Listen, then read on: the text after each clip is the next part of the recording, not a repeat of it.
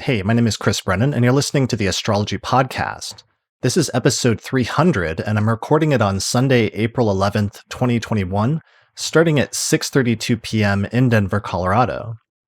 So over the past few months, a listener of the show named Alisha Park put together a montage of highlights from each of the forecast episodes that we released last year in 2020. And these forecast episodes, we've been recording them since 2015 with my friends Kelly Surtees and Coppock. And we got together starting in late 2019, in November of 2019, to record the forecast for the year ahead for 2020. And that year we got together in person to record it because we knew it would be an important year. So Alisha focused in particular on statements or predictions that we made that ended up being prescient in light of future events and how things turned out. So this episode is basically a supercut of a bunch of different statements and predictions that we made about the future that worked out pretty well last year.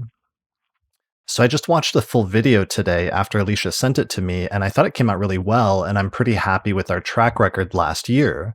So I decided to go ahead and release this as episode 300 of the podcast. I think it provides a nice review of how things went last year, both astrologically and just in terms of world events in general. And it also provides some insight into our process as astrologers and as people that do astrological forecasting.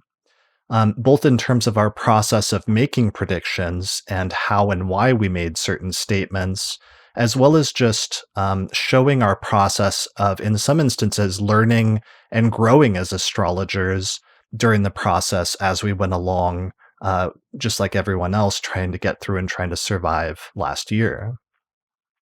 So my hope is that people will find these highlights both interesting as well as useful from like an educational standpoint. And I think it's just a nice way to look back now since the podcast has reached this milestone of 300 episodes.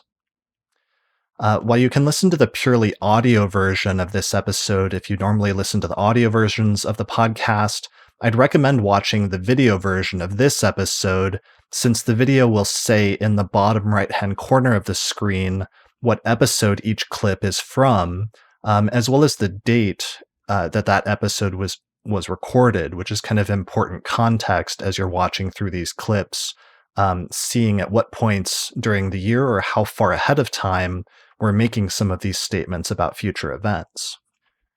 So in addition to this episode milestone, we also recently hit 75,000 subscribers on YouTube. So I wanted to say thanks to all the listeners and all the patrons that have supported the podcast over the years. Without your support, I wouldn't have been able to make it to 300 episodes now. So thank you. All right, with that introduction out of the way, let's take a look at the highlights that Alisha compiled from last year. Are you prepared just in general, like mentally and spiritually for 2020? Getting there. That's gonna be, yeah. Like I will be 38 days to be fully ready. Yes, 38. Oh, I was just going to hide in a bomb shelter all year. Are you? I think I'm going to be teaching classes. You'll be teaching live from the bomb shelter. I love it. I love it. We have to start with the Saturn-Pluto. I think we do. Yeah, that is the elephant in the room. Yes. Yeah. The big rock everyone's trying to pretend isn't there. The Saturn-Pluto conjunction is heavy. Sure. It's heavy and it's big. It looms. There is a looming quality to it. Historically, Saturn conjoins Pluto at very heavy moments in history. And we're, I think, at an appropriately heavy and momentous seeming period of history. Would we all agree that the Saturn-Pluto conjunction in Capricorn is not snuggly? Correct. Right. It's the anti-cuddle aspect. It's so dry, Saturn in Capricorn doesn't, like, the pure energy of that is like distant or detached or hands off. Yes. Yeah. Mm-hmm. And it can become isolating, or there can be this feeling of barriers. Yeah, isolationism. Yeah. That's a good, actually, theme if we're talking about this in a mundane sense, with different themes of like security and what it takes to create a greater sense of security versus like sense of like isolationism as something that goes along with that. Yeah. The Saturn-Pluto conjunction historically has been very pro-barrier and pro-wall. Very A pro wall wall. being Mm. the archetypal physical structure which creates separation. Yeah. Pluto tends to just amplify whatever it's touching and like let it go nuts with whatever its normal tendency already is. Yeah. So if the normal tendency for Saturn is to build walls and create greater sense of exclusion and separateness, then Pluto is just going to amplify that and blow it out of all proportion. Yeah. It makes it very extreme. Yeah, and that we can just check history and it's true every time. Yeah. Mm. Yeah. So that's the start of the quarter. In about mid-February, Mars moves into Capricorn, where we have all of that other outer planet action going on this year. Yeah, there's a lot there, right? Huge. There are several different conjunctions to think about, and Mars adds fire, right, and separation and action. Yeah, just divisiveness. It's not just Mars in the same sign. Mars and Jupiter and Pluto and Saturn are all very close by degree. Yes. Now that's an anti-cuddle aspect. There'll be no cuddling in the third week of March. None at all. Okay. So many astrologers associated with like the financial collapse and the recession that happened in 2008 with Pluto ingressing into Capricorn. But now at the very end of Pluto's transit, we have these intense conjunctions taking place before we finish up that transit through that sign. Yeah, and I believe that the United States was born with its Pluto in the third decan of Sag, or Scorpio, or Capricorn. Capricorn. Right. Got to learn my signs. Yeah. Yeah, so the United States is having a Pluto return. Yeah. Mm-hmm. And so, yeah, in terms of individual charts that this year connects with more, this year connects a lot with the U.S. chart. Right. So far, just talking about Saturn-Pluto conjunctions. And Yeah. We've called it the anti-cuddle aspect. I love that. one of the images of Mars-Saturn is like Mars is like pressing the gas in the car all the way to the floor, like flooring it, while also Saturn is like hitting the brakes at the same time, or while like having the emergency brake on. Yeah. Having those dueling qualities of wanting to move forward rapidly, but also sometimes being stopped from moving forward, or having a barrier that you have to decide whether to attempt to just push through and like remove from your way as an obstacle, or if it's something that actually stops you so that you can't proceed further. Mm-hmm. Yeah, and so one very common Mars-Saturn experience is frustration. Yeah, I was like, that's the word Right, for Mars. frustration. Saturn. Yeah. Mars-Saturn configurations can be unfortunate triggers for bad things. If there's disagreement between the gas pedal and the brake, in Aquarius, Saturn is in a vastly superior position. Yes. And so the brake will naturally win and is probably the right move. Yes. So Saturn-Uranus have very contrary significations. When they get configured by hard aspect, you see friction between I'm trying to do this plan, but things just changed. Yes. One way that works out is having to radically and quickly alter a longer term plan to take into consideration a new and important development. Yes. Yeah. Yeah. So that idea of like having a plan, but the situation changing faster than you can actually enact your original plan, and then having to go back to the drawing board, or even on the fly, having to be a little bit flexible or a little bit spontaneous, which is not something Saturn does very well naturally. Quarter two, other Jupiter, stuff. Pluto. There is a wealth signature that I often see referred to with Jupiter, Pluto. How is money and power kind of coming together to a certain extent? And extremes of those Very in terms extremes. of like not usually in between, but either like extreme wealth or extreme poverty. Extreme poverty. Mhm. Yeah. Sure. Yeah. Keep in mind, this is the second time we've had Jupiter in Capricorn since Pluto went into Capricorn. So 2008, we had Jupiter in Capricorn with Pluto there as well. So that was a fun time. Yeah. I don't want to cause any sort of, concern for people, but just to be aware that there may be an echo of theme, if you like.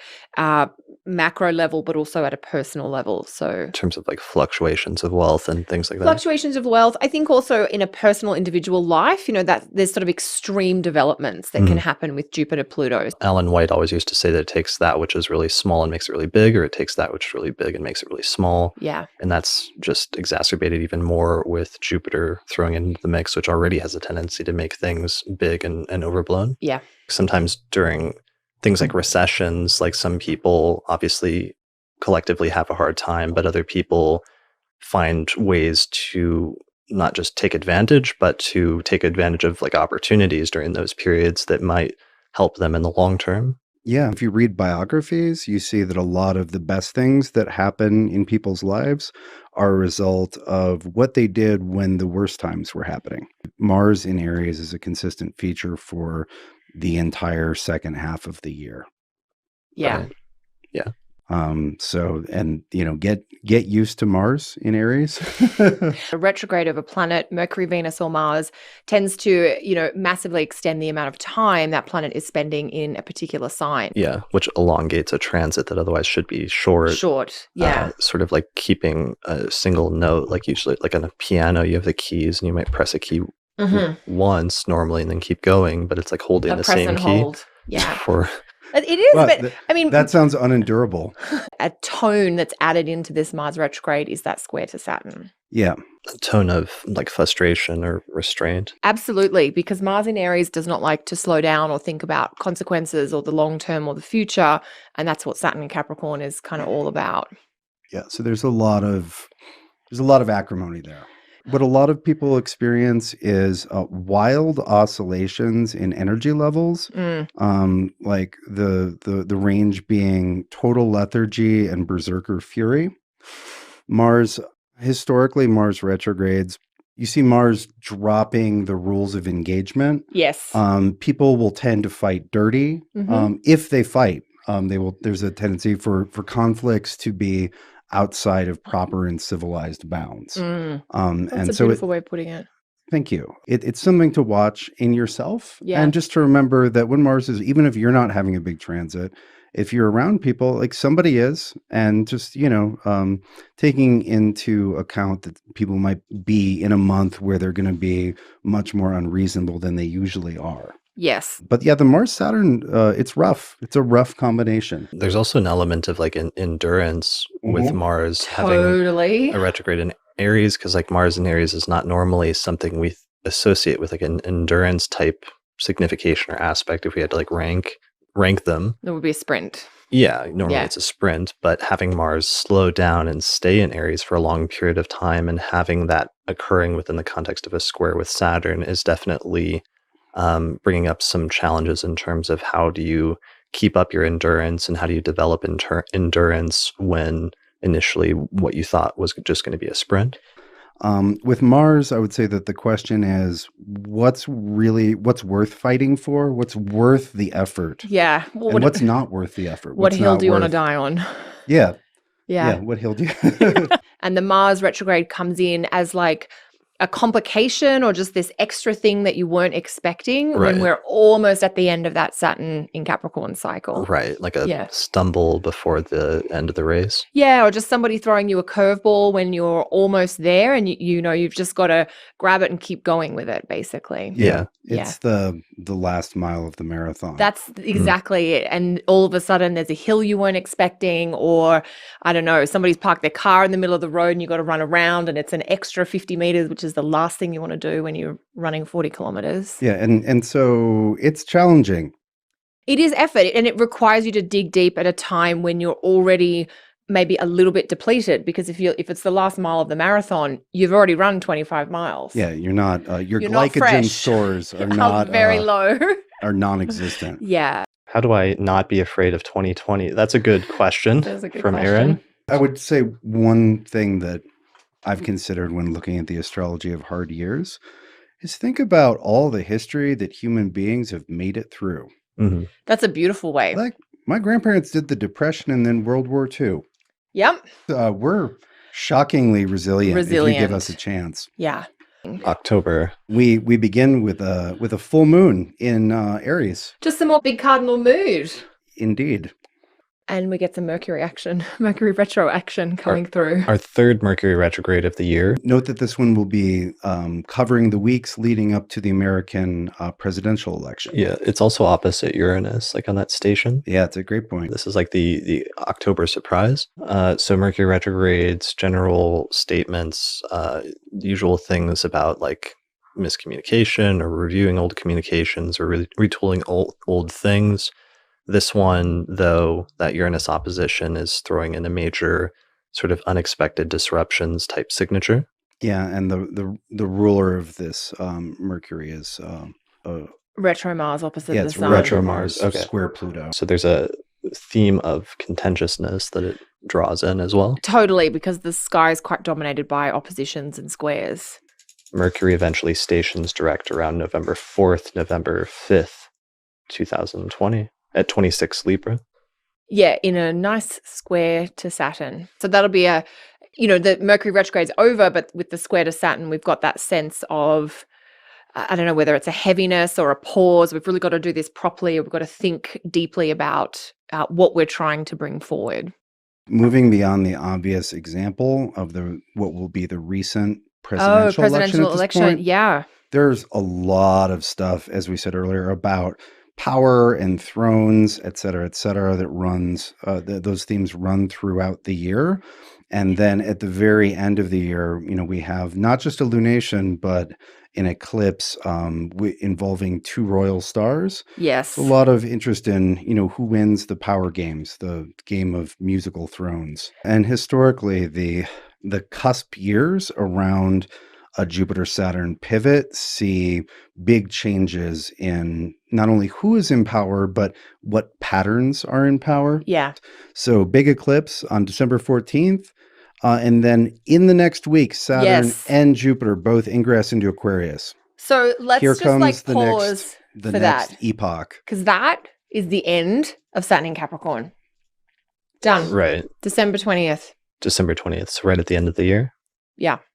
One thing I would just say about Jupiter, Saturn, like as Chris said, it's probably not everything solved. Mm-hmm. What I'd say is that it'll be easier. It will be more natural and easier and more necessary to actually agree on the problems facing us collectively right now. Because part of the issue for now in the last several years is problems can't get solved because people don't even agree on what the problems are. Exactly. Right? Yeah. And I think that the Saturn-Jupiter co-presence in Aquarius will force no, this is really an issue. Yes. So at least the agreement. You're right. You can't solve a problem until you've all agreed that it is a problem. Yeah. In something even resembling a democracy, you need consensus. Correct. It's a big year. Transition and turning points. It's a big year for the world. Yeah. But that's December, Jupiter, Saturn. And then, that's the show. Jupiter ingresses into Capricorn, and then there's just this shift that happens at the very end of the year. Yeah, and Jupiter is fallen in Capricorn. Yeah. It's one of the most difficult signs for Jupiter to do its thing. So it really is like the balloon has popped. We are dealing with, I can't spin this one. I don't know that we can make this a positive. I mean, I just keep telling people to reduce your financial exposure.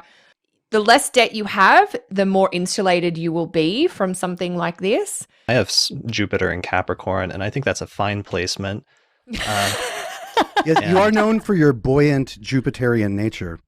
So that is what Jupiter in Capricorn is like. If anybody needs an example, but definitely taking advantage of what you have available to you and learning how to get the most mileage out of that. Chris, you make a very Jupiter and Capricorn point with by saying that disaster or trouble, malefic things can be an opportunity.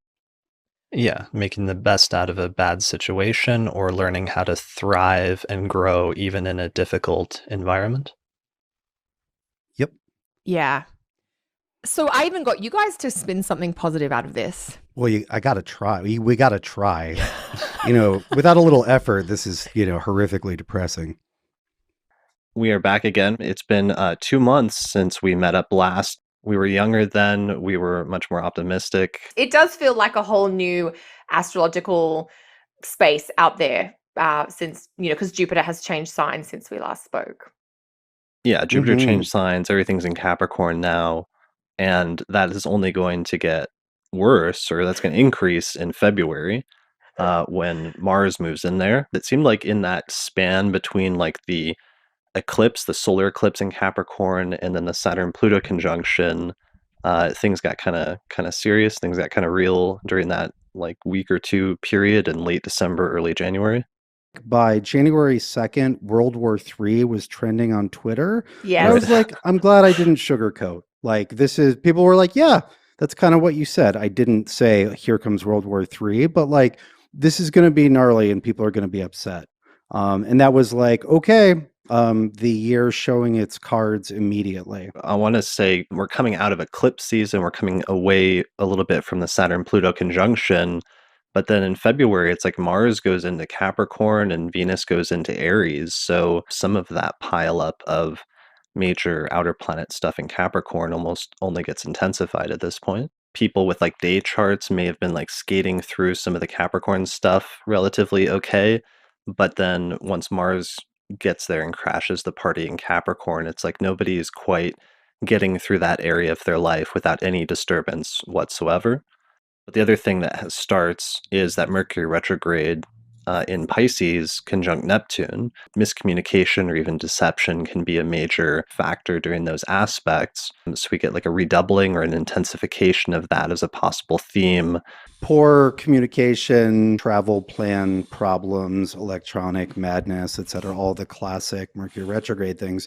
It's Mercury in the sign of its fall, sharing the sign with Neptune, and then adding retrogradation, and then eventually towards the end of the month, combustion. And so it's really as underwater as Mercury can be. The Venus, Pluto, and Venus, Saturn is Venus getting into the darkest part of the scary woods, which she's been approaching for the weeks. So that's very much that's one of the vibes and sort of landscapes that Saturn Pluto has been putting out, is the trapped in a scary place. Whether it's like trapped in a world out of control, trapped in a house where there are fires coming up, trapped in a relation to trap, whatever the trap is, right? Yeah. Saturn Pluto with, historically we see like borders and boundaries and all that. Personally, we get that same theme, but it's being stuck inside of, right? Stuck inside of walls that are ominous and unfeeling. The next major thing that happens is Saturn ingresses into Aquarius. I think it is a bit of a rough or bumpy landing with Saturn coming into Aquarius and Mars following suit. Saturn in Aquarius is a major long-term transit that everybody's going to be experiencing for the next 3 years. But it's curious that it starts off at the very top of it with a Mars-Saturn conjunction. This initial preview that begins in March might begin with some sort of tension or some even like a crisis, which brings up the issues in some instances, even in dramatic ways, that then will have to play out and be dealt with over the course of the next 2 to 3 years. It's almost like in that Saturn's ingress is a preview. That preview begins with the vision of a troubled timeline, like the old Terminator movies, right? Where you're like, oh God, if I don't do this in the second quarter, then I'll end up in the bad timeline when Saturn actually goes back into Aquarius at the end of the year and next year. There's a little bit of a like averting a future crisis with that initial co-presence of Mars and Saturn. Like, oh, this is where things are going. If I don't do anything, that's probably where they're going. But there's time enough to change that. We just have to keep John Connor alive. So Mars is like the T-1000 who's been sent back in time. The bad guys send the bad guy first, but then later in December, we get Jupiter, who in this analogy is going to be played by the positive robot of Arnold Schwarzenegger, circa Terminator 2. Yeah, exactly. Okay. So this is so the second quarter is Terminator 1, and then if we survive Terminator 1, which we probably will, then we get to Terminator 2, which is arguably the best one. Yeah. But there will be liquid metal assassins, but we'll deal with that then. The Mars Saturn piece, to me, it feels very much like banging your head against a brick wall. Like I'm trying to do it, but I can't do it yet. Or there's this bureaucracy or this delay or this preparation required to do the thing. And I didn't even know I had to do the thing. So I certainly haven't done the preparation. And it's just a little bit of that frustration of maybe juggling different timelines, the more immediate of Mars versus the longer term of Saturn, and trying to figure out what you're meant to do in what order. And I think it just feels a little bit like that last few days of March, first few days of April. It's just like trying to get your head around this whole different thing. It's March 26, 2020. And so much has changed over the course of the past few weeks. I think it's been shocking how precisely the events in the world have matched the astrology in a way I think we hoped wouldn't be true. I expected a recession this year. I didn't expect it to get triggered by like a plague crisis. Something to learn from this is you can figure out enough about things that you can know what strategy to take, even if you don't know why you have to take that strategy, and what metaphors are appropriate. I feel like we're all getting a masterclass in the Saturnian approach of things like isolation, staying alone, being more of a hermit, being even more frugal. There are a number of moving parts to this. At the very least, we can reduce it to Mars, Saturn, Pluto, and Jupiter being massively outgunned. If you've got a problem, but there's a solution available, it's okay. We've got a big problem, but the medical and health systems are not able to provide what's needed at the volume. And I think that is a little bit represented by Jupiter's condition here. Throw up this chart right here, and it just shows you all of the planets are basically lining up right now in the sky. And then some major event is happening on the Earth. And there's so many nuances to this. It's the three superior planets in the same place, but it's also Mars and Jupiter chiming in on the Saturn-Pluto. And then if you're taking total sort of traditional, you've got the three malefics, the South Node, Mars and Saturn in the same place, and Jupiter really struggling by being so close to all of those. So there's a number of ways you can approach this and describe this as a very difficult combination of cycles or planets. All of the do-bads were in one place at the same time, right? Like a concentration of all the do-bads. They just got together and put all their crap in the same place. We have the Mars-Saturn conjunction that's about to take place now, basically in the next few days at 0 degrees of Aquarius. But then later this year in December, we have another conjunction at the same degree, which is the much talked about and very rare conjunction of Jupiter and Saturn, which is going to take place at 0 degrees of Aquarius, which to me looks like much more optimistic and as a sort of healing or reconciling and fixing some of the things that get broken during this time around this intense period of the Mars-Saturn conjunction. Just a brief point too about how the air signs are known as humane signs and tend to speak a lot to what goes on to humans and even human bodies. And with 2 conjunctions in Aquarius this year, the Mars-Saturn is going to be more about human problems, and the Jupiter-Saturn is going to bring perhaps a little bit of help or support, whether it is that we figure out how to do this new reality better, whether it is that there is more medicine or vaccines available. It's worth mentioning Mercury finally leaving Pisces. That's another maybe important layering, the tail end of like a Mercury-Neptune conjunction. I think Kate suggested this, start calling it a goldfish yoga. Like a goldfish only sees what's right in front of it. And that, that's been an issue for this whole Mercury-Neptune co-presence, is not having proper context in threat assessment. Mercury-Neptune is just not great for clarity.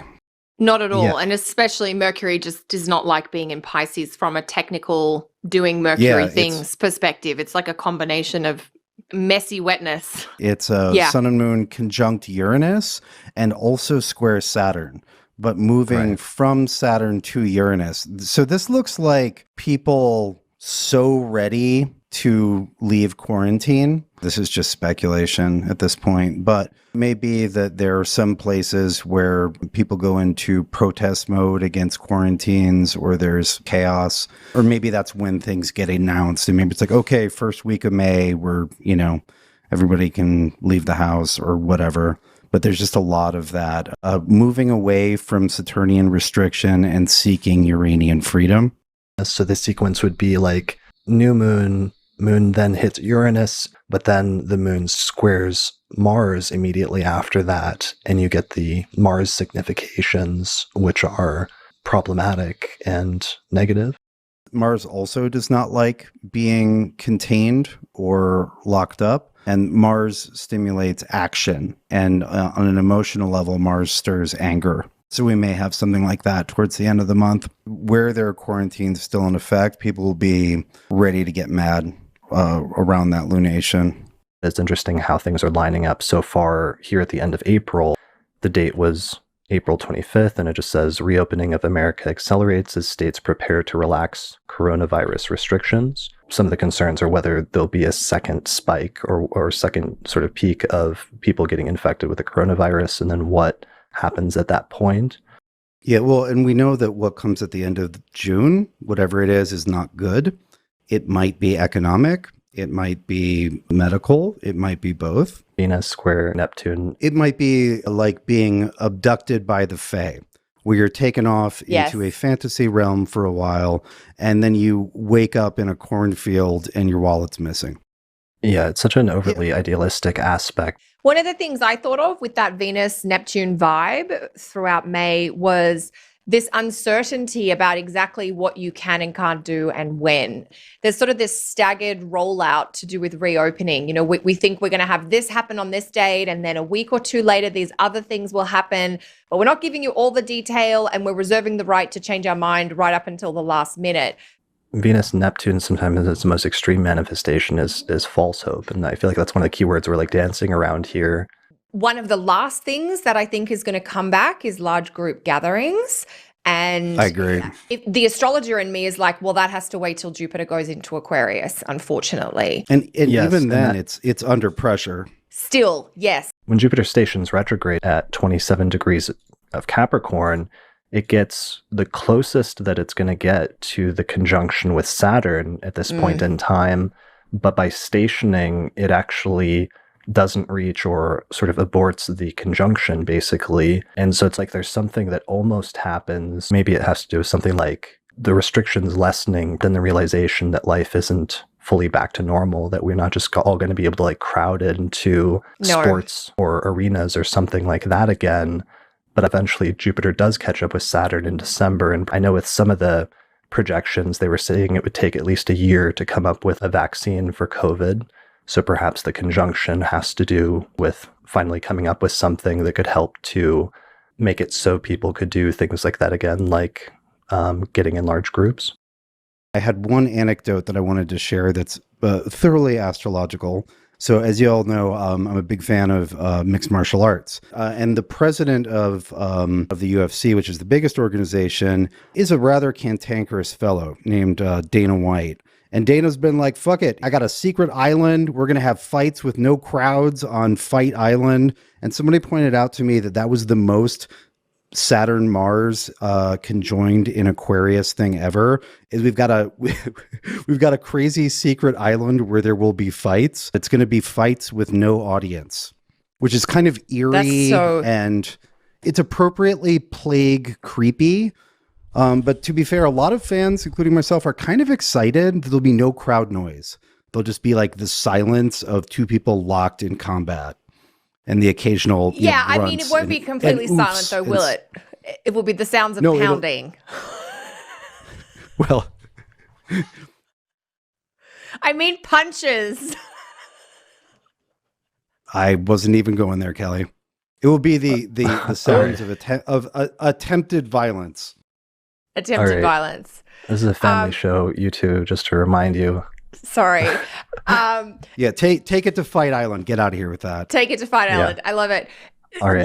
What we're sort of alluding to and jumping around with here is that the Mars-Saturn stuff is a shorter piece of a longer Jupiter-Saturn thing, basically. Mm-hmm. And that we get, potentially we get some of our freedoms, if you like, back in this month of May, essentially. But Jupiter and Saturn are still doing their thing. So some of the larger, like, I don't think international borders are opening up anytime soon. So there are pieces that are not opened up yet, but there are some smaller levels that come back. Like, Austin, you can go back to watching people kick the shit out of each other. I re-released an old episode that Nick Diggin-Best and I had done on Venus retrogrades. One of the things that Nick talked about was things like riots and racial tensions. There's already recently, just happening in the past few days, protests in Minneapolis because of the murder, basically, of George Floyd by some police officers. Probably an important element of what's going on right now in terms of the Venus retrograde can be tied in with that. And we'll probably see a continuation of some of that story as people demand justice. And one of the keywords that Nick used for Venus retrograde was challenging consensus, and what happens when the consensus reality needs to be challenged in order to change or revise something, especially as a result of an injustice. I would give Mars in Aries for 6 months. I think that planet will take up the duty of making sure that every cauldron of rage boils over. Mars moves into Aries, where this is a huge shift because this transit of Mars through Aries is going to last for like the next 6 months or something crazy like that. It is more than 6 full months. Yeah. And then, Austin, where does it go? It conjoins Uranus and squares Saturn when it enters Taurus. The next year is better than this year, but it has a rough start. It does have a bumpy beginning, that's for sure. So plan to start getting good at dealing with Mars and Aries. You've got a little bit of time to figure out how to kind of work with and adapt to and protect yourself from what it's like when it rains gasoline every couple days. Mars brings high volatility to anything in general when it's in Aries, including people's moods and dispositions. Just think about like, okay, I'm going to have to manage the gasoline all around me for 6 months, right? And the answer to that is, is not be terrified, but like, how do you store it carefully? And then also, if you have that's also a superabundance of fuel. And then what engines do I put this into? And we are careful when we work with gasoline, not because it is evil, but because it's highly combustible. Yeah, that was a great keyword. What you said, an overabundance of fuel. Since we have Mars going back into a cardinal sign and with Saturn retrograding back into Capricorn, there's a return of some of those tensions that we were having between March through the first part of May about like wanting to move forward, but being held back. But this time Mars is in Aries, where that sense of there being like a lot of fuel there that's wanting to be burned is much more present and is a little bit harder to control than when it was going through Capricorn. One of the final other major alignments this month, which is the Jupiter-Pluto conjunction. It's happening at 24 degrees of Capricorn, and it's the second conjunction of Jupiter and Pluto. The big theme that I started realizing, but it became really evident at the beginning of May, and I think was very much tied into the Jupiter-Pluto conjunction, was just issues of truth and this deep desire by large groups of people, by everybody, to get to the truth of like what is going on and to try to uncover the true reality of that which is taking place. For lack of a better term, let's just say for the sake of discussion, there were a lot of conspiracy theory videos that were going around on social media in early May, like the Plandemic video that got very big. And I think that's one of the themes of the Jupiter-Pluto conjunction that we'll continue to see a development and expansion of different attempts to sort of manipulate and control narratives and to question truths. Yeah, I think that's exactly right. And that that syncs beautifully with an article that Patrick Watson put out before, all this circus started, where he just looked at the history of Jupiter-Pluto conjunctions and found that microscopes and telescopes alike that allowed us to see things we'd never seen before arrived in the human world during Jupiter-Pluto conjunctions, which is the being able to look at things, either big things or small things, but being able to look further in search of truth.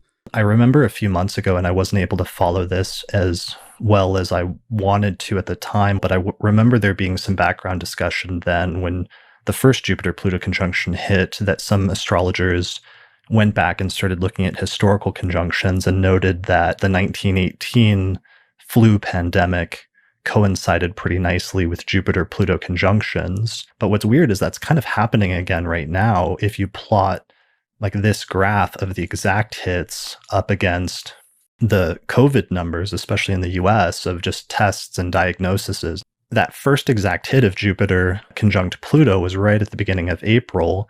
And now we see the second exact conjunction happening right at the end of June, as all of the numbers in the US, or some of the numbers, are starting to climb back upwards again. And I think there's something really notable about that. Here's one graph that I found from the COVID tracking project on Twitter that shows positive cases of tests coming back positive in the US. And you see the initial climb happening and peaking around early April, which is basically when the first Jupiter-Pluto conjunction occurred. And then now they're climbing back up again. So we're in the second peak now, and that's somehow going to color the early part of July, I think, in terms of the Jupiter-Pluto conjunction and some of those energies.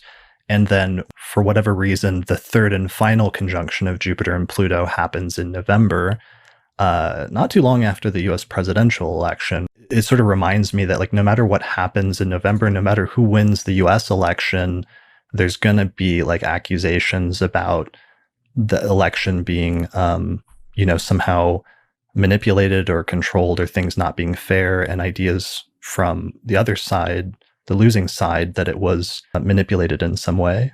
And I sort of wonder if that's not going to be one of our main talking points that we're going to end up seeing in the news in November, with that third conjunction hitting at that time.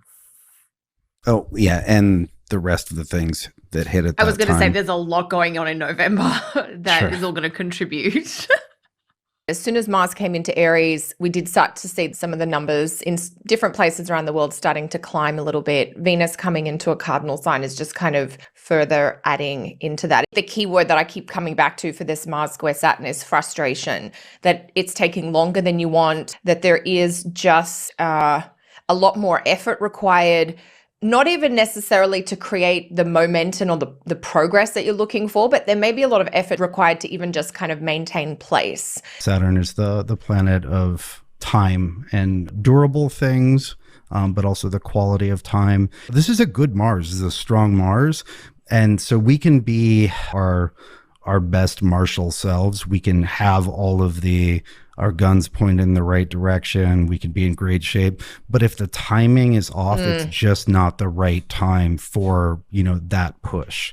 And even though that's not exciting to contemplate, there's something to be said for saving your strength. To riff off what you're saying there, Austin, one of the great uses that I think astrology offers us is how to be efficient with our energy and our resources and our time. And an efficient use of energy and resources, when we talk about electing moments, or the time in the month where the energy is really flowing, or the time in the year, that's when you jump on, because you kind of catch the current and you can get maybe a little bit more bang for your buck in terms of your effort. September and late August feels like maximum effort for minimum return. And it certainly looks more efficient to wait, or to come back, or to preserve, to conserve, to do a little bit more research or planning or preparation, and leave the big push for once, Mars is not in this very pressured situation. Yeah, I believe the military term for that is in the shit. In the shit.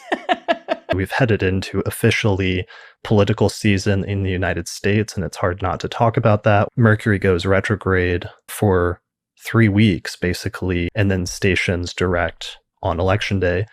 History question. You guys know the last time that Mercury stationed direct on Election Day? I do. It's 2000.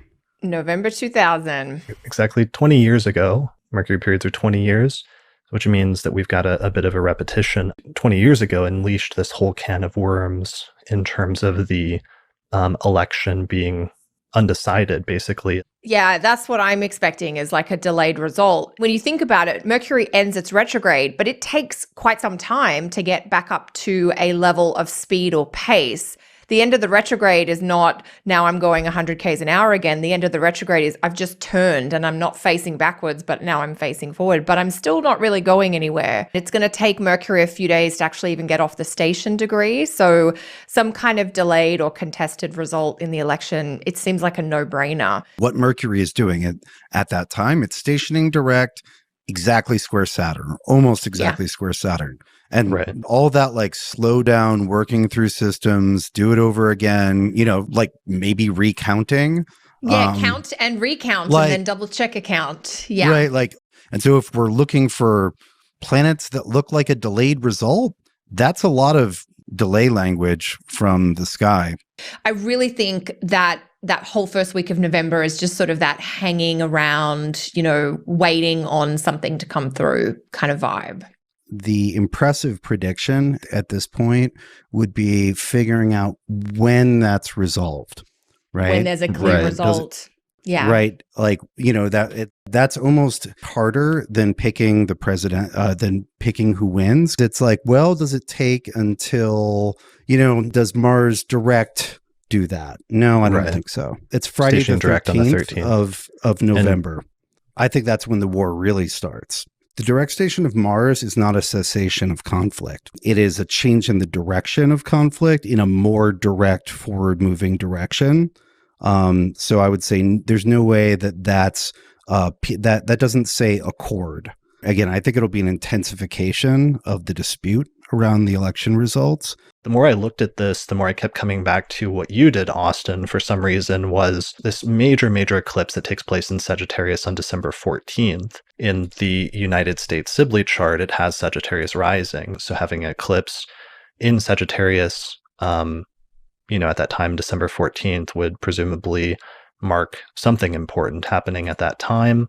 The other thing that came up, of course, is just that Biden also has Sagittarius rising, so the eclipse is going to take place in his first whole sign house pretty much no matter what. There were different indications that we found for different candidates, like some of them were more in favor of Biden and Harris, and some of the indications seemed to lean more in favor of Trump and Pence.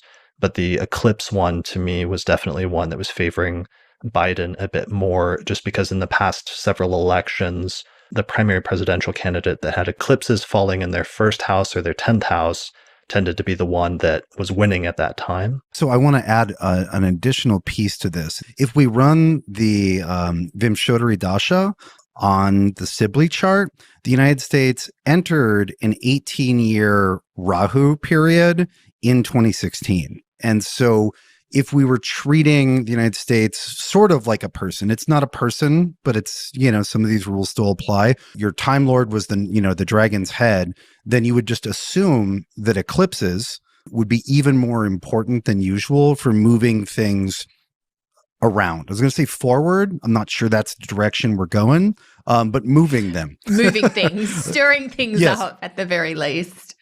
Right. And the charts of the candidates are just all lit up like crazy by these Sag Gemini eclipses. One thing I want to bring in as an advocate for Uranus here, because Uranus gives surprises and disruptions, right? And we can know kind of when the box opens, but not necessarily what's in it. I feel like in addition to the known difficulties that we will be facing in figuring out a president, there's going to be at least one curveball that we don't see from here. Yeah. Right. There's something that's going to come sideways in addition to the expected difficulties. Saturn doesn't give surprises, right? And so this Mercury stationing square Saturn on election day, we're like, yep, these are all the Saturn reasons. These are the systems reasons why this will probably take longer. But then there's whatever the Uranian input is going to be. And we don't have to know what it is to know that it's scheduled. The thing that I was really focused on and researching a lot for a few months there in the spring, which was the Jupiter-Pluto conjunctions and the proliferation of, for lack of a better phrase, conspiracy theories. No matter what happens on November 3rd in the US, there's going to be like either side or both sides are going to have an explosion of like major theories and observations or speculations about what happened and about, underhandedness or whether the election was valid, or if there's this huge explosion of COVID, both in the US as well as in Europe or around the world, and additional lockdowns and clampdowns, then one of the results of that is going to be a proliferation of like conspiracy theories about whether it's like a result of government overreach or manipulation or what have you. It's exactly a week now since Election Day. Yes. What a long week it was. Election night happened November 3rd. It was undecided, and then thus began just this excruciating week of everybody waiting and everything being up in the air. Yeah, it worked out as expected. And then wasn't it as Mercury cleared the square with Saturn that things began to look decisive? Yeah, what Yes. happened is there was just this agonizing several-day period where, unlike most election days, it wasn't decided that night. And Mercury stationed and it started moving forward again, but it was moving very slowly and it was applying to Saturn for 3 or 4 days. And there were these funny headlines. This was one from the Washington Post. It says, "As Election Day drags into election week, the waiting is the hardest part." And the subtitle says, "An anxious nation clenches its jaw and prays for the vote counters in Pennsylvania to hurry up already." So I thought that was really great, funny, like evocative language for Mercury squaring Saturn and Mercury also being slow coming out of its retrograde period. The newscasters were literally saying, just be patient and stay calm. It's just going to take time. And it was almost as though they were interpreting the astrology as they're talking to all their viewers. And the other thing that I thought was so kind of like really literal in a very simple symbolic way was the idea that it was this very slow counting process. Mercury likes to measure things. Saturn likes to make sure things are done right. We've double checked and triple checked. And it was exactly as probably laborious as the astrology indicated it was going to be. There's like a conspiracy theory that somehow there was something off about that, or that the mail-in ballots were fraudulent or something like that. Yes, we have the last Jupiter-Pluto conjunction this week that can be tied into some of those conspiracy theories. And the reason is because Pluto can be about delving deep into things that are unseen or uncovering that which isn't apparent. On the flip side of that, it can also be things like paranoia, because it's the desire to delve and try to find things that you think that are hidden. And so that can be things that are actually hidden, or just sort of like getting really sort of obsessive in terms of thinking things are there that they aren't. Mm-hmm. There was this NPR politics story on November 8th that said, experts say that the combination of President Trump's continued false assertions of a stolen election and rapidly growing social media groups sharing those claims has led to, quote, the most intense online disinformation event in U.S. history. To extend that out a little further, in a lot of traditional texts, Jupiter is truth, in the pursuit of the truth. Right. And as we've talked about, Jupiter has just been terribly abused for virtually this entire year. And if we were going to take the state of truth and see how healthy it was in terms of, discussion on a general level, I don't think truth has had a very good year. The COVID numbers all over the US are shooting up again. Kyle from archetypalexplorer.com plotted the 3 Jupiter-Pluto conjunctions for me in their exactness on a graph. And then he plotted the daily positive test cases for COVID. And we can see the first 2 waves of COVID in the US kind of coincided with and tended to hit their high points just after the 2 earlier Jupiter-Pluto conjunctions. And right now we are on track for the 3rd major wave. Looks like it's about to coincide with the 3rd exact Jupiter-Pluto conjunction. Yeah, it's been bizarre living through it. Jupiter-Pluto, you can come up with lots of different specific possible manifestations, but this is like big death, honestly. Like Jupiter is expansive and Pluto can be about those kind of dark archetypes. Yeah. And the reason this is so closely tied into the US is it's probably because it's tied into and how it's hitting something in the US birth chart itself, like maybe the Sibley chart. You're shaking your head, yes. Yeah, because of the Pluto return is really what I've been thinking about, although it's hitting other planets first, but they're very close together. So it's been hitting Mercury this year. There's the birth chart of the US, at Okay, least the good. Sibley chart. Yeah. So there's the Mercury, which is at 24 Cancer, and there's Pluto at 27 degrees of Capricorn. Yeah, exactly. So it's really tied into that. And I think that's part of why it's hit the US so strongly. All of the stuff in the US chart's hitting the 8th house, 2nd and 8th, which is, finances, and also mortality goes in the 8th house. Right now, at least currently, the death count hasn't gone up as much as it has in March when it first hit and everybody was unprepared. So I'm hoping that that's the case. One of the things that makes me nervous about looking at the 1918 flu pandemic was that there was a mutation of the virus and it mutated and became more deadly. And that's what the Jupiter-Pluto conjunction coincided with, was the mutation. And I just hope it's not something weird like that, where it's a mutation that comes out of this conjunction. Yeah, we'll see. I mean, that is an important astrological principle, is like the thing that's most pivotal is happening right then when the aspect is exact, but you don't necessarily see the aftermath of it yet or the consequences of it yet. First 6.4 million doses of Pfizer's coronavirus vaccine could get out in mid-December. A lot of the worldwide lockdowns seem to be tied into, at the time, the Mars-Saturn conjunction that was going exact at 0 degrees of Aquarius. I noticed how that same degree of Aquarius is where the Jupiter-Saturn conjunction would take place in mid-December. So I was hoping, since that was a more positive conjunction, where it's like the first one was Mars and Saturn, the two traditional malefics coming together, and everything being really tough and really difficult, that hopefully Jupiter joining up with Saturn at the very same degree at the end of the year would indicate some sort of alleviation, or maybe the development and release of a vaccine by that time. So far, I think that's actually working out pretty well. Yeah, so that's a really good call in retrospect, right? Saturn conjunct a malefic, problem gets worse, signifies the real initiation of it at its full scale. And then Saturn conjunct a slow-moving benefic, potential help or solve or, benefic to at least try to counter the malefic. I think a lot about the three graces, the Sun and Venus and Jupiter, and how these are planets that can contribute to health and vitality in general. And to go back to your comment earlier, Austin, about how, we think about the state of truth in 2020, given the technical condition of Jupiter in the sky, I also think generally about the state of maybe health or vitality. And so it does seem to follow symbolically that, not that, a vaccine is necessarily the be all and the end all, but there is a step towards something that looks positive or is generally welcomed as a good thing. And then I also think Jupiter's still going to be co-present with Saturn for the time that it's in Aquarius. So I think it's an improvement, but it's not quite as fully functioning as we know Jupiter has the potential to be. In the context of the vaccine, it makes me think about the difference between having a vaccine and being able to deliver or, get it to where it needs to go, because that there's sort of two steps in that process from what I understand. Round of applause, I think, both to us and everybody, that we have just about made it through the year of 2020. So congratulations. We did our forecast last year in November of 2019, and you guys came out here and we met up in person.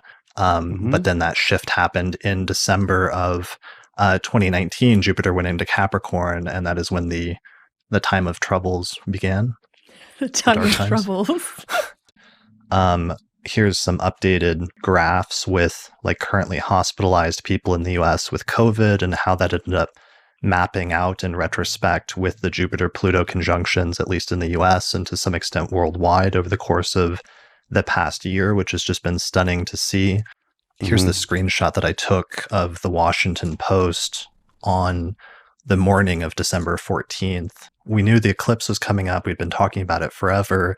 Even in our pre-election one, we were talking about this being the final point where the election is sort of settled. And there was just this one story of Electoral College convenes to cast ballots for Biden as president. And then on the other side, it said first vaccine given in the US. And I just thought that was such a striking couple of news stories to happen on the day of that major solar eclipse in Sagittarius. So one of the things that I like about where we're going as opposed to where we've been is there was a concentration of malefics on one axis, or even in one sign for a lot of this year, and just getting the problems spread out. So it's not all of the problems in one place. I'm one of the things that one principle in astrology that this year has reaffirmed for me is that you can deal with one problem at a time, but 2-on-1 or 3-on-1, it's like suddenly somebody's punching you in the back of the head, no matter how much of a badass you are. And that same team up dynamic, it isn't 3 times as hard, it's 10 times as hard. And so just declustering the malefics is really nice, because it takes that like getting ganged up on by life feeling out of it. Definitely, as astrologers, I think we learned a lot, and it's been nice having these monthly and the yearly forecasts to, make our expectations about the upcoming time periods known, and then actually living through that together collectively and observing what actually happened was a really fascinating experience. Yeah, absolutely. Yes. Absolutely. And from an astrologer's point of view, I'm really glad to have some of the stuff in the rear view, because I was like, oh, what's that going to be? It's going to be awful. What's that going to be? It's going to be awful. Like, it's just like, okay, just turn over the cards and then we can deal with it. But knowing that, looking at the various configurations this year and just being like, it's, no matter how difficult something is, it's always better to have it receding in the rear view. We've all learned a lot this year, and it's been great doing that together with you guys and going through that learning experience with the two of you, and then also with our audience and all the comments and feedback we hear from everybody, which we appreciate and definitely helps us a lot. Yes, thank you all. It's been a real privilege and an honor to sit down with you guys every month and be able to kind of keep tabs and go into everything. And thank you to everyone who listens, because we wouldn't really have a show without you. So we appreciate it. And just like that, 2020 is done. Just like that. Special thanks to all the patrons that supported the production of this episode of the Astrology Podcast through our page on patreon.com. In particular, thanks to the patrons on our producers tier, including Nate Craddock, Thomas Miller, Catherine Conroy, Christy Moe, Ariana Amour, Mandy Ray, Angelique Nambo, Sumo Coppock, Nadia Habhab, Issa Sabah, Morgan McKinsey, and Jake Otero. For more information about how to become a patron and get access to exclusive subscriber benefits such as early access to new episodes, go to patreon.com/astrologypodcast. Also, special thanks to our sponsors, including the Northwest Astrological Conference, which is happening online May 27th through the 31st, 2021. Find out more information at norwac.net. The Mountain Astrologer magazine, which you can find out more information about at mountainastrologer.com. The Honeycomb Collective Personal Astrological Almanacs, which you can find out more information about at honeycomb.co. Also, the Portland School of Astrology, more information at portlandastrology.org.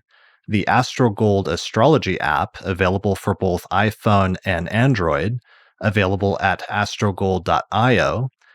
And finally, the primary software program that we use on episodes of the Astrology Podcast is called SolarFire Astrology Software, which is available at alabe.com. And you can get a 15% discount with the promo code AP15.